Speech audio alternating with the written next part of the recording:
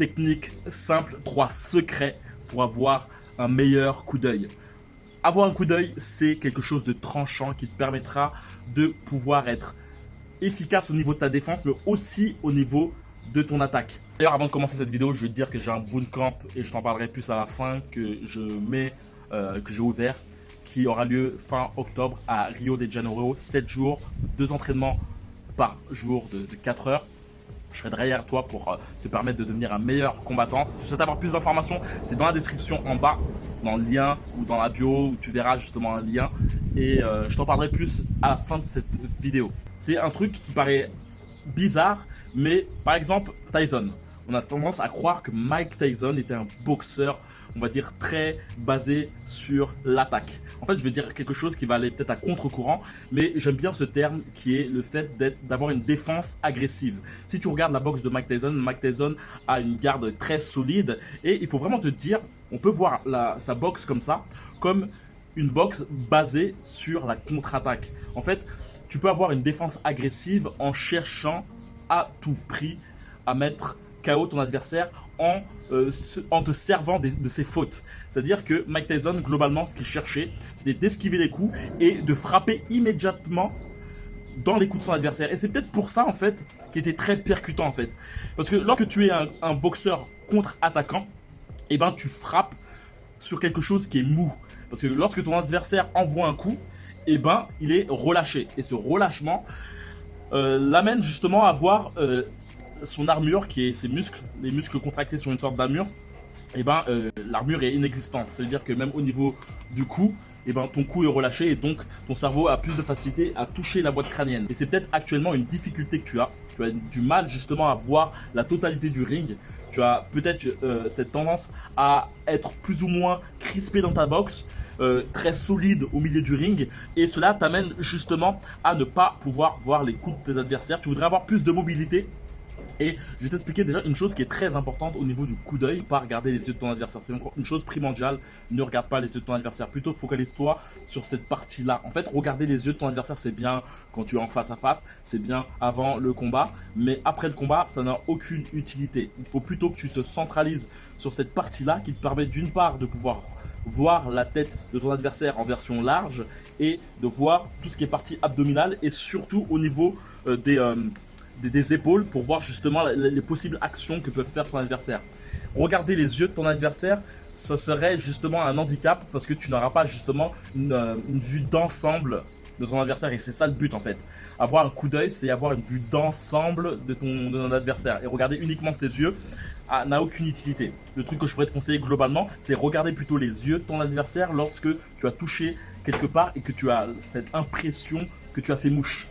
Et le but de regarder ton adversaire dans les yeux, ça simplement de voir justement, on va dire son âme en fait. Regarder si les yeux vacillent, s'il a peur, s'il a une crainte. C'est même pas forcément les yeux, c'est même aussi au niveau des muscles.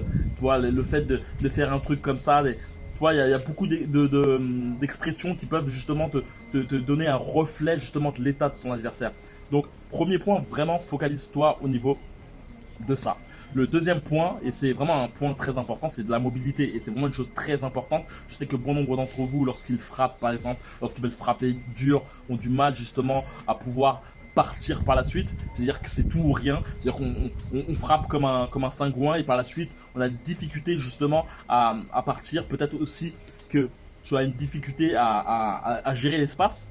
Parce que si tu fais face par exemple à des adversaires qui sont des rentres dedans, et ben eux leur but justement c'est de te cadrer, de te coincer quelque part. Et ça c'est assez similaire à la self-défense en fait.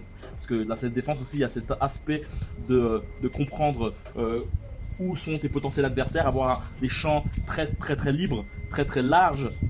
Et d'où l'importance de toujours changer d'axe. J'avais parlé de ça dans une autre précédente vidéo en parlant justement de Guillermo Rigondeaux. Changer d'axe, c'est justement, là c'est, imaginons que c'est mon bras avant.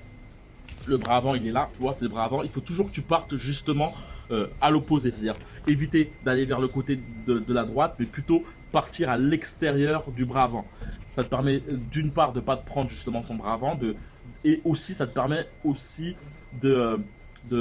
d'éviter les coups puissants, parce que lorsque tu sors de l'axe d'action, et ben, les coups sont forcément moins puissants. Par exemple là j'ai envie de te frapper, si tu es là, ma puissance va être moins accrue.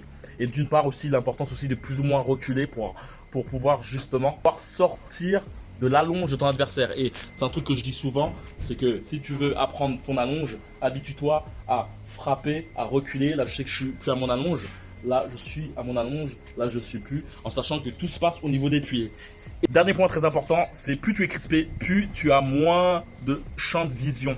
Il y avait une personne qui me disait, ouais, mais par exemple, Mike Tyson n'a pas une boxe comme Rigondeaux et pourtant il est très rigide. Mais Mike Tyson était un gars qui fonçait dans l'art, qui avait beaucoup, comme je t'ai dit, une boxe basée sur une défense agressive. C'est-à-dire que le but, c'était de contre-attaquer, d'esquiver, mais en avançant, vu qu'il faisait face à des adversaires qui étaient plus grands que lui.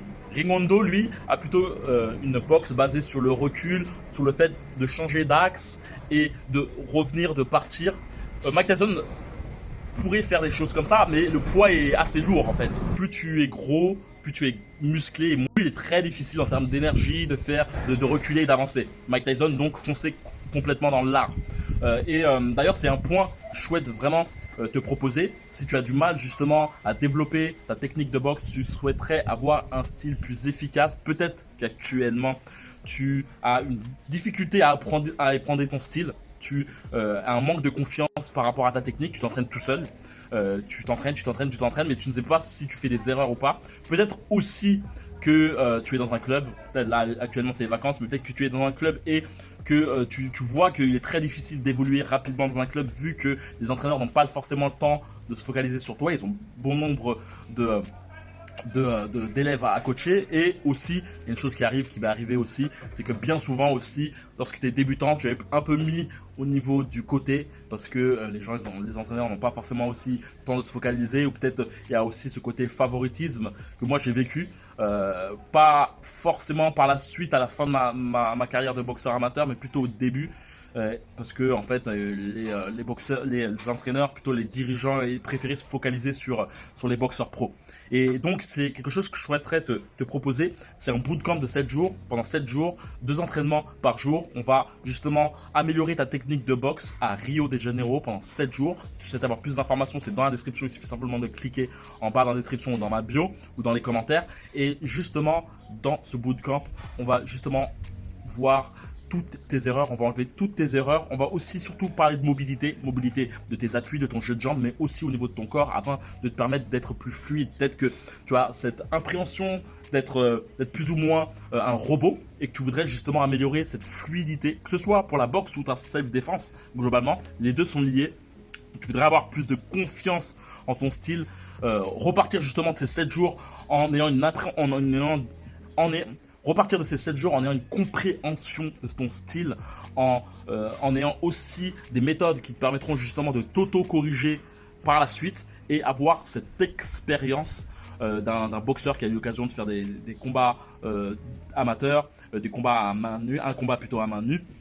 Et justement, c'est toute cette expertise que je souhaite te proposer, en te focalisant sur toi, en corrigeant toutes tes erreurs, en étant derrière ton dos, derrière tes côtes pendant 7 jours, et surtout de vivre une expérience de folie à Rio, sous le soleil de Rio, où on va partager d'autres choses aussi, une cohésion de groupe, et aussi la vie de Carioca, la vie d'habitants de Rio, les fêtes, la bonne vibes. Et c'est ça que je souhaite te partager. C'est dans la description. Il suffit simplement de cliquer si tu souhaites avoir plus d'informations pour ce bootcamp qui aura lieu en octobre, fin octobre 2021. Et donc voilà, on se retrouve dans les coulisses. C'est dans la description comme j'ai pu le dire. Et comme d'habitude, que la boxe est avec toi. Ciao. Hop.